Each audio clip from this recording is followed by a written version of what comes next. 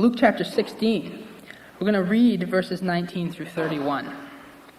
This is a parable that Jesus taught that I'm sure you're familiar with, but we're going to talk about this parable. The rich man and Lazarus. There was a rich man who was dressed in purple and fine linen and lived in luxury every day.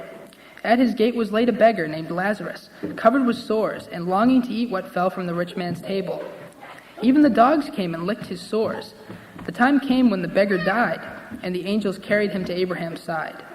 The rich man also died and was buried. In hell, where he was in torment, he looked up and saw Abraham far away, with Lazarus by his side. And he begs Abraham, Father Abraham, send Lazarus just to dip the tip of his finger into the water and bring it down just to cool my tongue, because I am in torment in this fire. But Abraham reveals to him that that's impossible.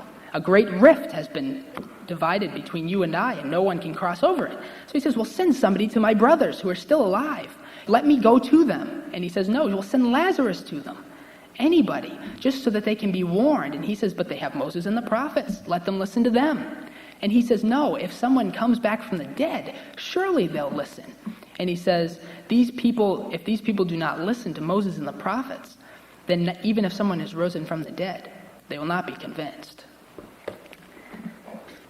There's a love that's more than love for people who you know and who you care for. It's a love that sent Jesus to the cross, and it's that sort of love that I see lacking in the church today. And that's why we're going to talk about it.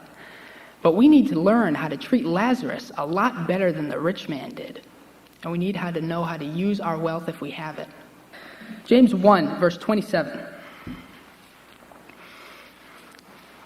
Religion that God our Father accepts as pure and faultless. Now that should catch your attention immediately, you would hope. James is going to tell you what religion God sees as pure and faultless is. Is this not great? You don't have to guess. It's right here. He's going to tell you what it is. Religion that God our Father accepts as pure and faultless is this: to look after orphans and widows in their distress, and to keep oneself from being polluted by the world. Looking after widows and orphans. It's not a unique thing in any sort. It's not just James who says this. Jesus says, if you can sum up the entire law and the prophets, it would be love the Lord your God with all your heart, soul, mind, and strength, and love your neighbor as yourself. That's similar. Who is my neighbor? That's the question that one of the Pharisees asks him. Love your neighbor as yourself. Jesus asks us to love others as we love ourselves. Take care of widows and orphans. I think it's very similar. And it's not even just Jesus who says this. Paul says this. In Galatians, you don't have to turn there, but in Galatians 2, verses 8 through 10, Paul says that when he goes before Peter, James, and John, and he's going to give an account, basically, of his ministry so that Peter, James, and John can see if this is, good ministry. He's teaching proper things. And he says they agreed with everything I had to say. All that they did was tell me that I have to also remember the poor, of course. And of course, this is what I already preach, Paul says. Is it not striking to you that the one thing of all the things the disciples could say Paul needs to remember? Don't forget about living righteously, of course. Don't forget about fighting sin. He says, don't forget about the poor. That's what the disciples want Paul to remember, sending a missionary out to the Gentiles. Don't forget about the poor. This is a very serious part of the New Testament. It's a huge part of the New Testament. It's a huge part of who we are as Christians, caring for others. Jesus' ministry, all of Jesus' ministry was to outcasts. It really was. He healed lepers. Lepers are outcasts. Now these are people that were sent outside the city, locked up, and hoped to be forgotten about. Maybe they'll just die and we won't have to worry about them. Jesus healed these people. Tax collectors, sinners, people everybody hated, Jesus went to. And when the Pharisees said, why do you hang out with these people? He said, it's not the sick, it's not the healthy that need a doctor, it's the sick. Jesus' ministry was to outcasts. So what I want to ask you and what I had to ask myself is, where is our heart for the outcast? I want to have you turn in your Bibles again, Matthew 25, verse 31. When the Son of Man comes in his glory, and all the angels with him. He will sit on his throne in heavenly glory. All the nations will be gathered before him, and he will separate the people one from another, as the shepherd separates the sheep from the goats. He will put the sheep on his right and the goats on his left. Then the king will say to those on his right, "Come, you who are blessed by my Father, take your inheritance, the kingdom prepared for you since the creation of the world. For I was hungry, and you gave me something to eat. I was thirsty, and you gave me something to drink. I was a stranger, and you invited me in. I needed clothes, and you clothed me. I was sick, and you looked after me. I was in prison, and you came to visit me."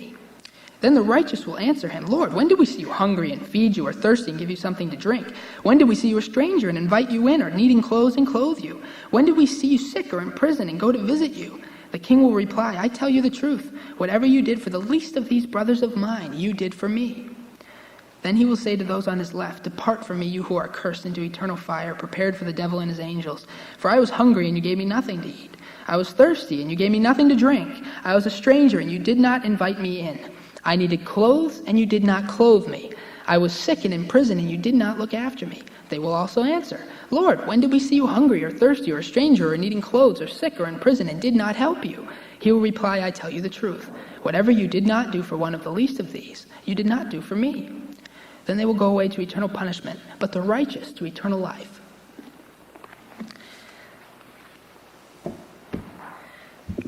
Does that shock anybody? That of all the things Christ could judge these people by, he judged them by how they treated outcasts. All people that nobody wants anything to do with. And Jesus condemns people because they didn't love the outcast, the people nobody loves.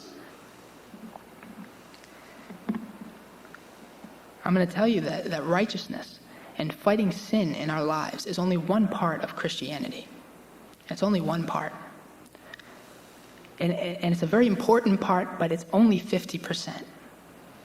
The other half, according to the definition James gives us, is caring for the widow and the orphan, those who have nobody else.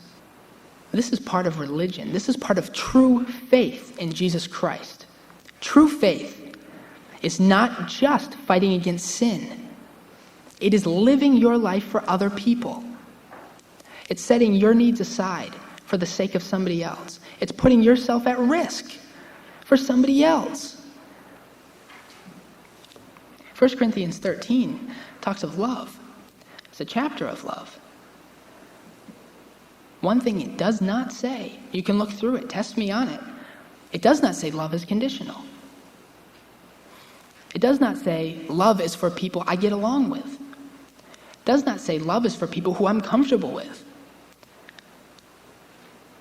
It does not look at things such as that. It's interesting that if you read any Jewish scholarship, they'll tell you there's no sacrifice that can be made for sins against your brother.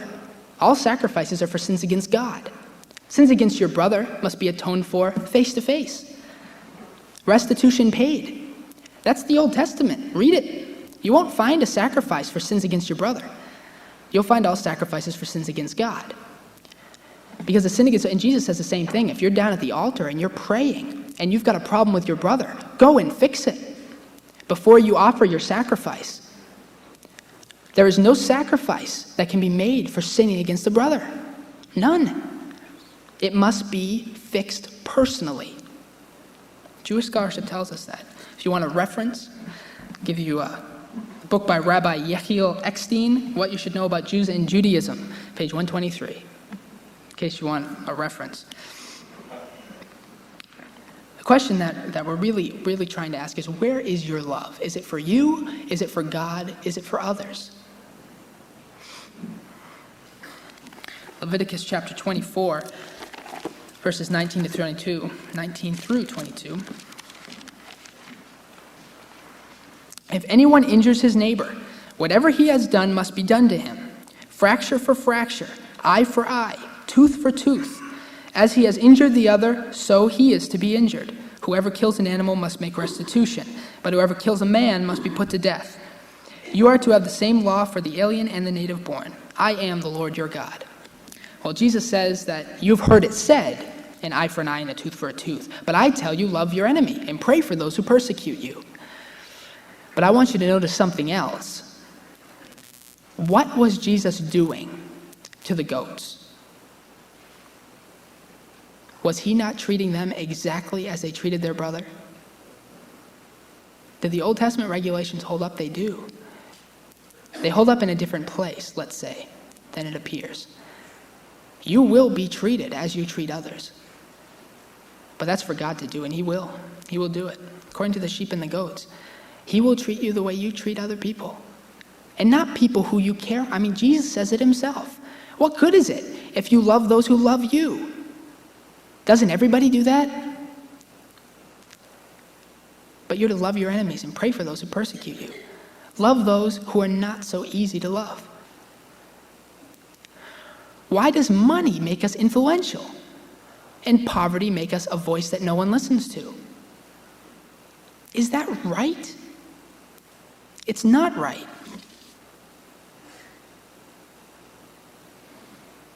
This is what we stand against. This is what struck me in James 1:27. Religion is not only keeping ourselves safe from sin, it's caring for those that are not cared for. You cannot claim to be a Christian and not help your neighbor. Our church is not to be measured in numbers. That's not how to measure the health of a church. We could get to be 2,000 members and not be a healthy church. The mission we need as a church is to pray that God, that every person we see sitting here, every person that walks in our doors, we will see them at the gates of heaven. That should be our mission. There's no other one. If God sends us thousands, if he sends us 10, that's all we want. Can you love people like God loved you? Have your heart been so changed that you see people the way Christ sees them? We should be striving for that every day of our lives.